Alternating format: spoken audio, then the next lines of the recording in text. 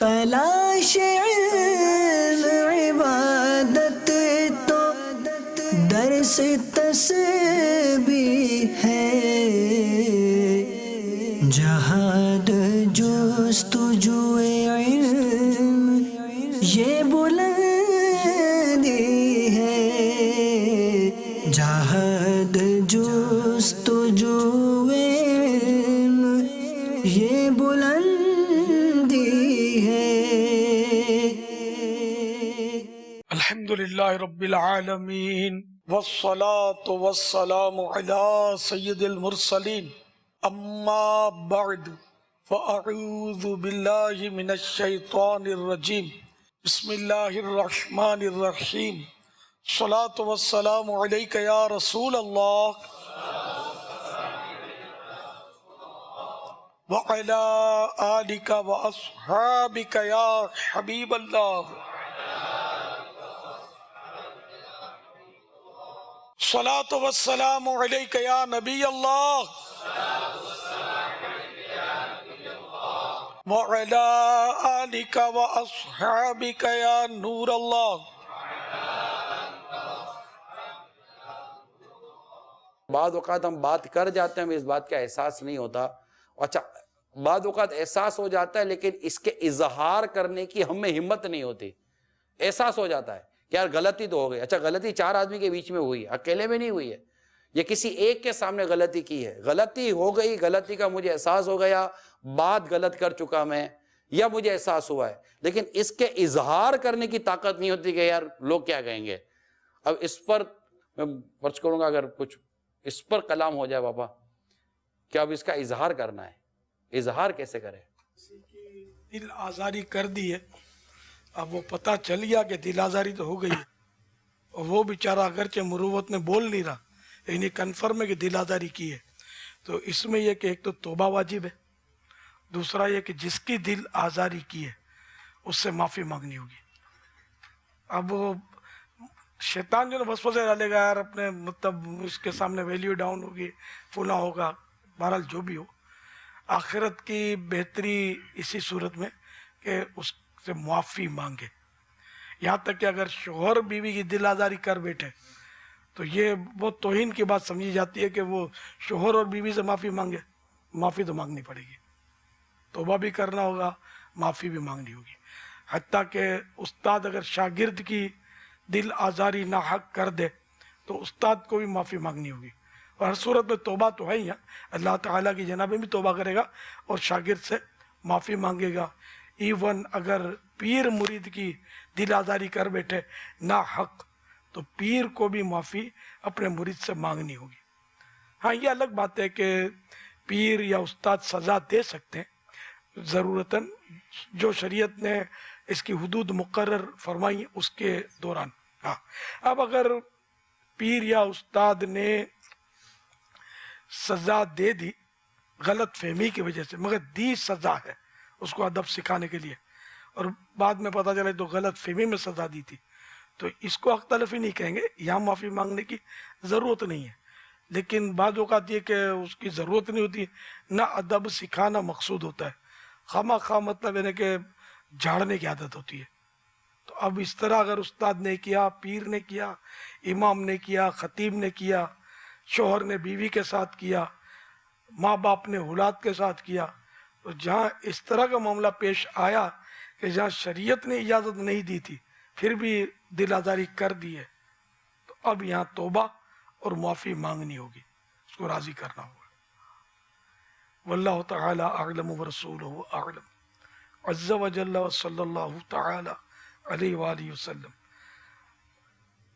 اظہار کرنا ہے نا بابا، یہ ہے ویسے ایک تو ہمت، ظاہر ہے وہ اظہار ہی تو ہے نا، نہیں ہمت معافی چاہیے۔ مانگی تو اظہار ہوگا، تو بلکہ اس میں یہ بھی ہے السر بالسر والعلانیۃ جی بالعلانیۃ۔ یہاں یہ اظہار جو ہے نا، یہ ایک تھوڑی سی اس میں ہاں لگتا ہے اس کہ میں آزمائش ہے، میں حکم شریعت پر عمل کرے گا تو ثواب تو ملے گا۔ اب اس میں جیسے حدیث پاک میں السر بالسر والعلانیۃ بالعلانیۃ، یعنی کہ خفیہ گناہ کی خفیہ توبہ، علانیہ گناہ کی علانیہ توبہ۔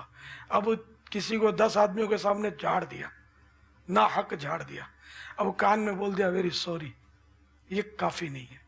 یہ 10 کو پتہ چلنا چاہیے کہ آپ نے ویری سوری کیا ہے, اور انہی 10 کو, باقی 1000 کو پتہ چلا وہ کافی نہیں ہے. ان 10 کو پتہ چلے وہ آپ کی توبہ سے آگاہ ہو جائیں کہ اس نے توبہ کر لیے اور اس سے معافی مانگ لیے.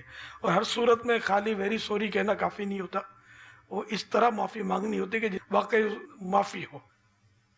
اب اس کا پورا بیچارے کا کنڈا کر دیا, سب کے سامنے ذلیل کر دیا, اور اب اس کے کان میں بولتا ویری سوری. یہ اس کا دل صاف ہو, یہ ضروری نہیں ہے. وہ پورا زور لگانا ہے کہ کسی طرح بھی اس کی ترکیب بن جائے. لیکن یہ پوچھنا بھی مناسب نہیں ہوتا کہ آپ مجھ سے ناراض تو نہیں ہیں, کیونکہ یہاں عموماً سامنے والا مروت میں جھوٹ بول جائے گا. نہیں میں ناراضی کی کیا بات ہے, دل میں نہیں رکھنا. نہیں میرا دل بالکل صاف ہے, حالانکہ بچھو بھرے ہوتے ہیں خار بازی کے, اور میرا دل صاف ہے. تو اس طرح کے سوالات کر کے سامنے والے کو جھوٹ بولنے پر ایک مطلب برانگیختہ کرنے والا یہ انداز ہوتا ہے. اگرچہ سوال کرنے والا گناہ گار نہیں ہے, لیکن جواب دینے والا پڑ گیا آزمائش میں. تو اس لیے وہ ایسے سوالات نہ کیے جائیں کہ جس سے سامنے والا بیچارہ وہ جھوٹ میں پڑ جائے.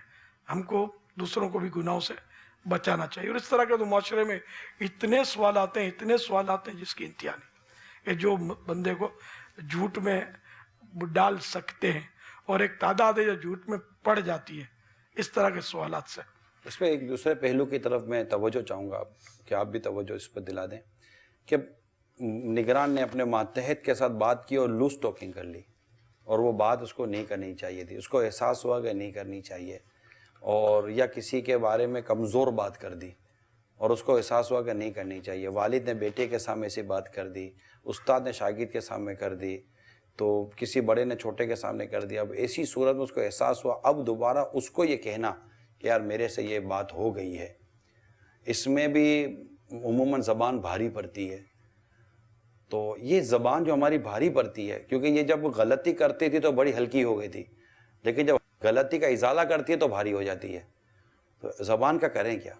اب بھاری پن کے ساتھ بھی اگر کچھ بولے نا تو بات بنے گی. بھاری کی وجہ سے وہ خود ہی چپ ہو گیا, تو یہ تو خوف خدا کی کمی ہی کے باعث ہے. ورنہ ایسی روایتیں موجود ہیں کہ سرکار صلی اللہ تعالی علیہ وآلہ وسلم نے اپنے غلاموں سے معذرت فرمائی ہے. روایتیں ہیں ایسی, حالانکہ یہ بولنے میں بھی مزہ نہیں آ رہا, ایسی روایتیں امت کی تعلیم کے لیے. تو اب ہم کون سے معزز ہیں؟ سب معززین کے سردار نے بھی ہمیں سکھایا ہے کہ معافی مانگنی ہے. یہاں ایک بات میں اور عرض کروں گا کہ جب اس طرح کے ہم بیان یا مدنی پھول سن رہے ہوتے ہیں یا کبھی دیکھتے ہیں مدنی چینل پر, تو اس میں ہم اپنی ذات کو چھوڑ کر دوسروں کی ذات پر غور کر رہے ہوتے ہیں. یعنی یوں ذہن میں آ رہا تھا یار کاش کہ یہ بیان وہ سن رہا ہوتا یار. اچھا, حالانکہ واقعہ یہ ہے کہ میں خود اس پورے بیان کا شکار ہو رہا ہوں اور میں مبتلا ہوں, لیکن میرا مبتلا ہونا مجھ پر ظاہر نہیں ہے. کہتے ہیں نا وہ پیٹھ کا داغ جو ہے نا بندے کو دکھائی نہیں دیتا جب تک کہ کوئی بتائی نہیں. تو مجھے میرے ہی داغ نظر نہ آئے, اور جب کوئی بات کہے تو میں اوروں کی پیٹھوں کے داغ دیکھتا رہوں, تو مجھے میرے داغ نظر آئیں اور میں یہ باتیں سن کر اپنی ذات پر لینے والا بنوں. اس کے لیے کیا مدنی پھول عطا فرمائیں گے آپ؟ دراصل آج کل وہ اچھی صحبت جو ہے نا, یہ نایاب نہیں تو کمیاب تو ہے. کتابوں میں سب کچھ لکھا ہوا ہے, کتابیں سب پڑھتے نہیں ہیں, پڑھتے ہیں تو سمجھ آتی نہیں ہے. تو اچھی صحبتیں نہیں ہیں, مدنی ماحول جس کو ہم کہتے ہیں, سمجھے, وہ بھی ہر صورت میں مدنی ہوتا نہیں ہے. ہر طرح کے عیسائی بھائی ہوتے ہیں. تو جن کو صحیح معنوں میں کوئی خائف خدا اور عاشق مصطفیٰ کی صحبت ملے گی جل جلالہ و صلی اللہ تعالی علیہ وسلم, تو اس میں یہ چیزیں پیدا ہو سکتی. صحبت جو آپ کہنا چاہتے ہیں, صحبت کی تو اتنی اہمیت ہے جس کی انتہا نہیں. کتابیں اپنی جگہ پر ہیں, صحبت ہے. اور یک زمانہ صحبت با اولیاء بہتر از 100 سالہ طاعت بیریا. غالباً مولانا رومی رحمۃ اللہ تعالی علیہ کا یہ شعر ہے کہ ایک لمحے بھر کی اولیاء کی صحبت 100 سال کی خالص عبادت سے بھی بہتر ہے. تو صحبت جو ہے نا یہ بندے پر رنگ چڑھاتی ہے. اب صحبت اور کی اہمیت، جتنے بھی آپ اولیاء کرام کے حالات پڑھیں گے نا، ان میں صحبت ملے گی. اور ان حضرات نے لمبے لمبے سفر کیے صحبت کو پانے کے لیے. ہم کو اب نہیں ملا. اچھا آپ نے یہ اظہار کئی مرتبہ فرمایا، مدنی مذاکرے میں بھی فرمایا ہے، ہم نجی طور پر بھی آپ نے اس طرح کے کچھ مدنی پھول عطا فرمائے کہ اچھی صحبتیں نایاب نہیں تو کمیاب ضرور ہوئے ہیں. یہ کمیاب جو ہوئی ہیں، ایک تو اس کے اسباب کیا تھے، اس کا کوئی یہ دور بھی ہو سکتی ہیں، یا ایسا ہی رہتا ہے کہ ہمیشہ صحبتیں کم ہی رہتی ہیں اور لوگ ڈھونڈ ڈھونڈ کے پہنچتے ہیں؟ بس وہ جتنی دوری ہوتی جا رہی ہے ظاہری زمانے نبوی سے، اتنی ہی حالات جو ہے نا یہ بد سے بدتر ہوتے چلے جا رہے ہیں. پہلے پڑھانے والوں کا ایک انداز ہوتا تھا، پہلے آستانوں کا ایک انداز ہوتا تھا، پہلے مشائخ کا ایک مطلب خوبصورت انداز، عبادتوں کا انداز ہوتا تھا. اب وہ کہاں ہے؟ اب تو صحیح بات ہے کہ ہم لوگ جو ہیں یہ باپ کمائی پر پل رہے ہیں، اپنی کوشش سے نہیں ملا ہے. انہوں نے مجاہدات کیے، ریاضتیں کی، ان کو جو ملا تھا اب ورثے میں تو وہ ظاہر منتقل نہیں ہوتا. جو جاتا ہے اپنا جانشین نہیں چھوڑتا. جانشین نہیں چھوڑتا. جانشین کہنے سے تو کہلائے گا جانشین، حقیقت میں تقوی کا جانشین، پرہیزگاری کا جانشین، علم کا جانشین، احتیاطوں کا جانشین، حقوق العباد کے خیالات کا جانشین. اب تو جھاڑ جوڑ لتاڑ اور جو انداز ہے تو امت جو ہے وہ بالکل یعنی کہ عمل سے دور ہوتی جا رہی ہے. بلکہ کئی لوگ ہماری بے احتیاطیوں کی وجہ سے گمراہی کے گہرے غار میں گرتے چلے جا رہے ہیں. افسوس، حالت ابتر ہوتی چلی جا رہی ہے. کاش مطلب یعنی کہ کوئی ایسا مدنی انقلاب حقیقی معنوں میں آ جائے، ایک بار پھر وہ پرانے انداز جو تھے ہمارے بزرگوں کے، وہ سادگیاں اور وہ صحبتیں اور بات بات پر خوف خدا کی بات، تقوی کی بات، عشق رسول کی بات اب کہاں ہے؟ اب تو الفاظ کے کھیل ہیں، اور مطلب بس وہ متاثر کرنا، اب زبان کی مطلب وہ کلا بازیاں ہیں. باقی وہ اندر سے نکلے نا وہ اب کم رہ گیا. نہیں، ایسا نہیں ہے. دنیا چل رہی ہے تو ضرور ایسے ہیں کہ جن کی برکت سے دنیا چل رہی ہے، لیکن ایسوں کی تعداد کم ہے تو وہ نظر نہیں آتے، کم نظر آتے ہیں. کہ جس کو مطلب یعنی کہ وہ ٹپ ٹاپ دیکھ کر بندہ جاتا ہے تو پھر جب قریب جاتا ہے تو بعض اوقات منہ کی کھاتا ہے. اللہ تعالیٰ کرم فرما دے. وہ انداز اب نہیں رہا. مایوسی ہے یا اداسی ہے؟ اداسی ہی کہنا چاہیے. مایوسی تو نہیں ہے. مایوسی کیوں کہ کوشش اس کے کرتے رہنی چاہیے. اب بھی دیکھو نا، من جدہ وجدہ، جس نے کوشش کی اس نے پا لیا. تو اب جو صحبت ہے نا فی زمانہ، یہ دینی کتابیں اب بھی صحبت ہے، لیکن دینی کتاب کا انتخاب آنا چاہیے. اس کی کمی ہے. ہر ایک کی کتاب نہ پڑھی جائے، سوائے اس کے کہ مطلب وہ جو کتاب ہو نا وہ بھی کسی متقی پرہیزگار اور صحیح العقیدہ سنی عالم کی لکھی بھی ہو، وہ پڑھی جائے. جب اس کے اندر تقوی ہوگا تو اس کے قلم میں فیضان زیادہ ہوگا. تقوی نہیں ہوگا، صرف پیسے کھینچنے کی بات ہوگی. اگرچہ وہ جواز کی صورتیں موجود ہیں، لیکن مطلب یہ کہ اگر یہ ہوگا تو وہ نام و نمائش ہوگی کہ اگر چھاپنے والے نے ایک آدھ لقب بھی مصنف کا کم لکھ دیا تو پھر وہ جھگڑا شروع ہو گیا. اب کہاں مطلب اس سے کیا نفع ملے گا؟ وہ جاہز جو کہ معتزلی تھا یہ مر گیا. یہ مشہور رائٹر ہے، اہل علم میں مشہور ہے یہ آدمی. تو امام غزالی علیہ رحمۃ اللہ الوالی نے اس کے بارے میں لکھا ہے کہ اس کو کسی نے خواب میں دیکھا مرنے کے بعد. تو اس نے کہا تمہارے ساتھ کیا ہوا؟ تو اس نے کہا کہ اپنے قلم سے صرف وہی بات لکھو جسے دیکھ کر تم آخرت میں خوش ہو سکو. اب تو یار ہم لوگ تو بہت رسمی کلامی، الفاظ کے کھیل اور وہ مقفع مسجع وہ الفاظ. تو پھر بولے بھی وہی جسے قیامت کے روز نامہ عمل میں دیکھیں تو ہم خوش ہو جائیں. انڈرسٹوڈ. پاپا تحریر کی آپ نے بات کی، کتاب کی بات کی، مجھے حضرت عبداللہ ابن مبارک رحمۃ اللہ تعالیٰ علیہ کا ایک واقعہ یاد آیا. جب وہ نماز سے گھر کی طرف تشریف لے جا رہے تھے تو جو ان کے محبین تھے انہوں نے کچھ عرض کی کہ حضور کچھ ہمیں بھی وقت عطا فرمائیں. تو کچھ یوں ارشاد فرمایا کہ میں گھر جا کر صحابہ کرام و تابعین کی صحبت میں بیٹھتا ہوں. تو کسی نے عرض کی کہ حضور اب صحابہ کرام و تابعین کی صحبتیں کہاں رہی؟ تو ارشاد فرمایا کہ میں گھر جا کر ان کی تحریروں کا بغور مطالعہ کرتا ہوں جہاں مجھے ان کی صحبت نصیب ہوتی ہے. حضرت عبداللہ ابن مبارک رحمۃ اللہ تعالیٰ کتنے بڑے مفتی تھے، اور امام اعظم رحمۃ اللہ تعالیٰ علیہ کے جو جید شاگرد تھے ان میں آپ کا شمار کیا جاتا ہے، بڑے شاگردوں میں. امام ظفر، امام داؤد طائی رحمۃ اللہ تعالیٰ علیہ، امام محمد، امام ابو یوسف رحمہ اللہ تعالیٰ، ان طبقات میں آپ کا نام لیا جاتا ہے. اور ایسے پہنچے ہوئے تھے کہ حضرت سیدنا عبداللہ بن مبارک رضی اللہ تعالیٰ عنہ راستے سے گزر رہے تھے، ایک نابینا مل گیا، اس سے فرمایا بول کیا مانگتا ہے؟ دنگا آنکھیں دے دیجئے. دعا کی، آنکھیں آگئی. اس سے یعنی کہ با کرامت ولی اللہ تھے، پہنچے ہوئے تھے. وہ کہہ رہے ہیں کہ میں صحابہ اور تابعین کی صحبت اپنے گھر میں جا کر حاصل کرتا ہوں کتابوں کے ذریعے. تو اب بھی کتابیں موجود ہیں بزرگوں کی، ہم پڑھنے کا جذبہ لیں.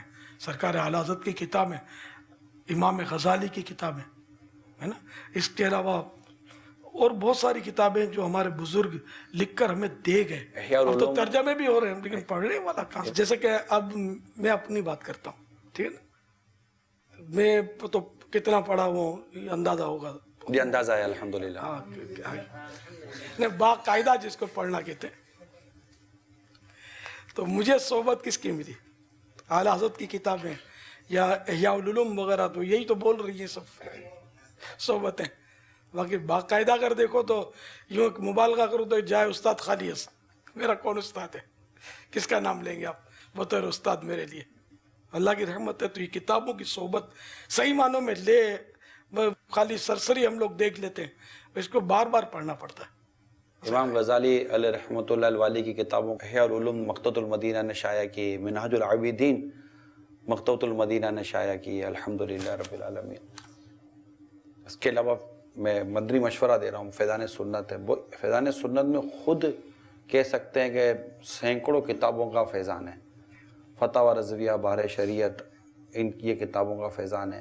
اور بہت ساری کتابیں ہیں جن کا مطلب نچوڑ ہمیں الحمدللہ فیضان سنت جلد اول جلد دوم میں ملتا ہے.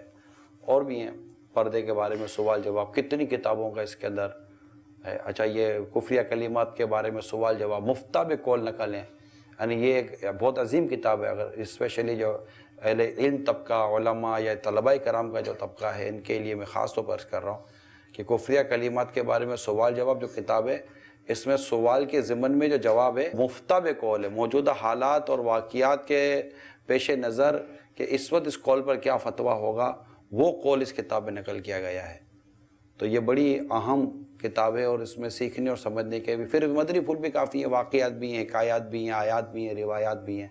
اللہ پڑھنے کا جذبہ نصیب فرمائے ہم سب کو.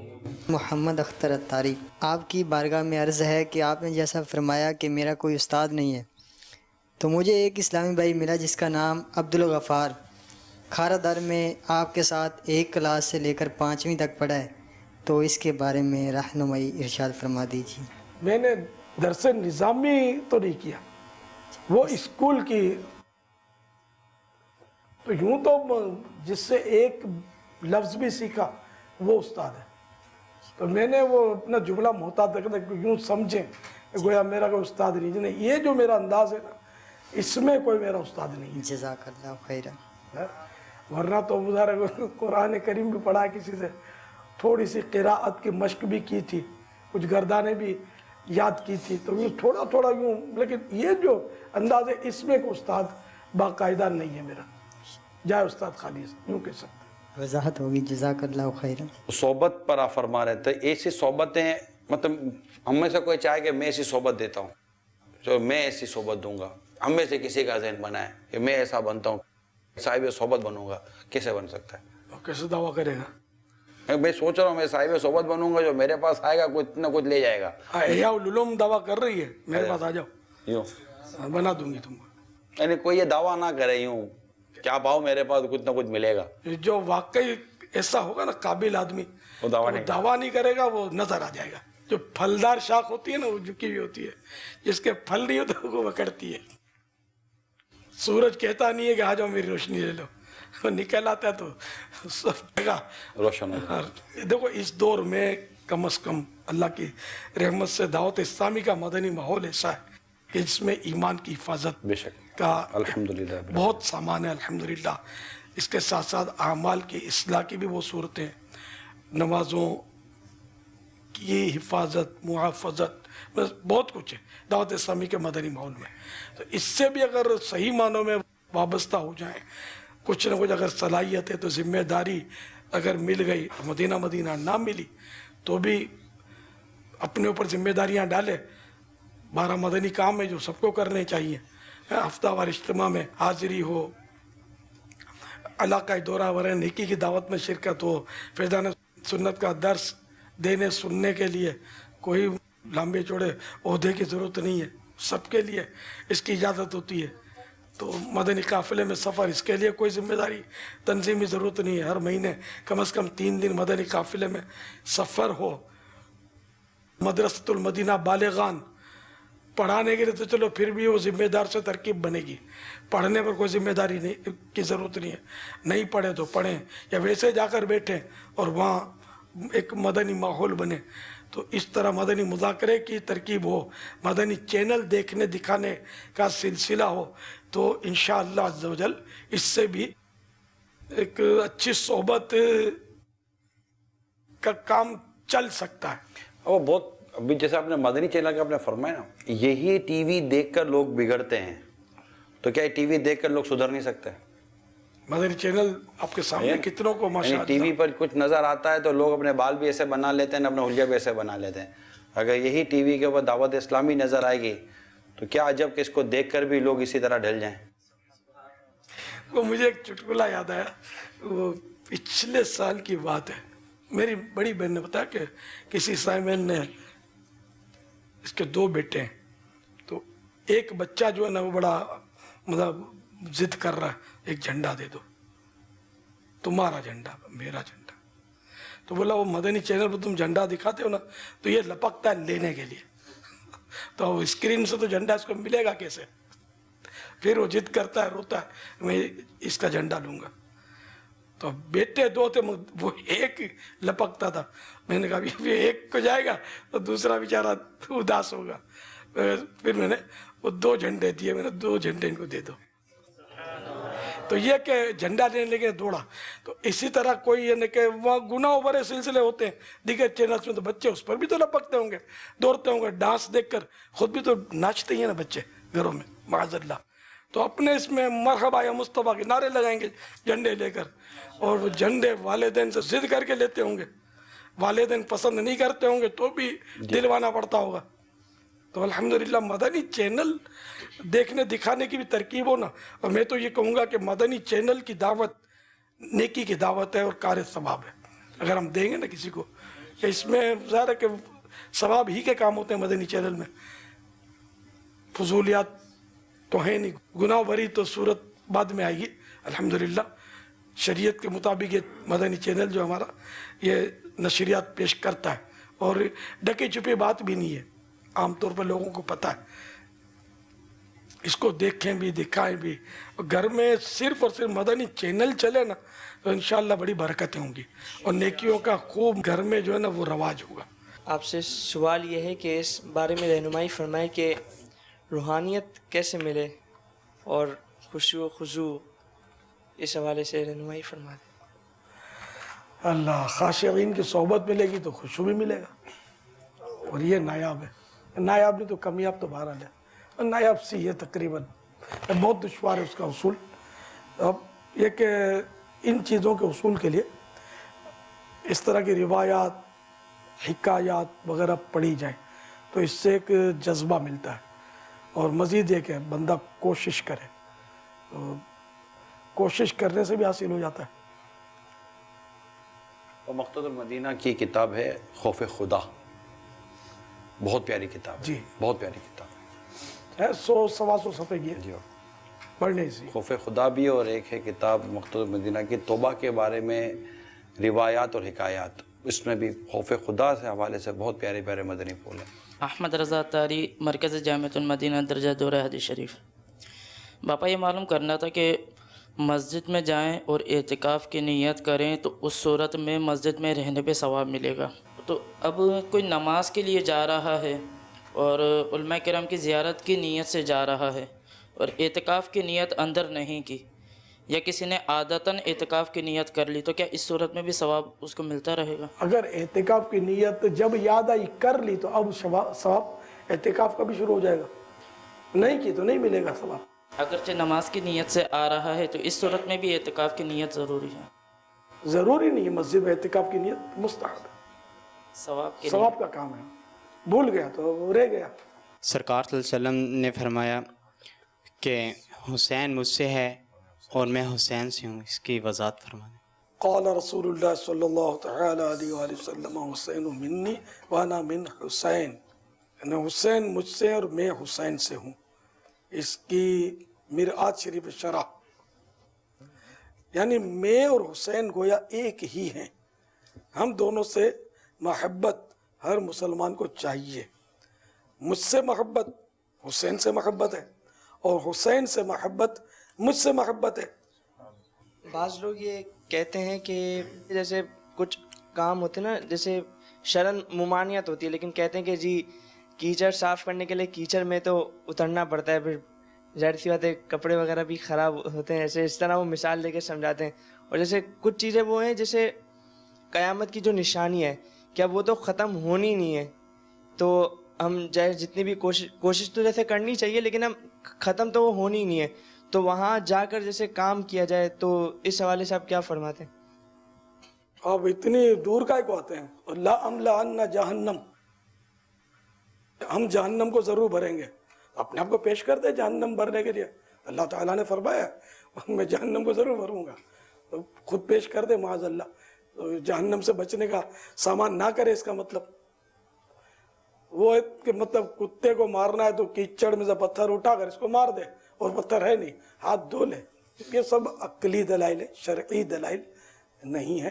گناہوں سے تو بچنا فرض ہے، بچنا ہی ہوگا، اور جہاں کوئی ایسی اکراہ شرعی کی صورتیں ہوتی ہیں تو وہاں تو کفر کی بھی اجازت ملنے کی صورت ہے، کفر بکنے کی بھی، تو اب اس کا کفر بکنا کفر نہیں ہے، تو جہاں گناہ کی اجازت ملے گی اب وہ اس کے لیے گناہ رہے گا نہیں، جو اکراہ شرعی کی صورت میں اس کو اجازت ملے گی۔ صلو علی الحبیب صلی اللہ تعالی علی محمد۔ تلاش علم عبادت تو درس تسبیح ہے، جہاد جست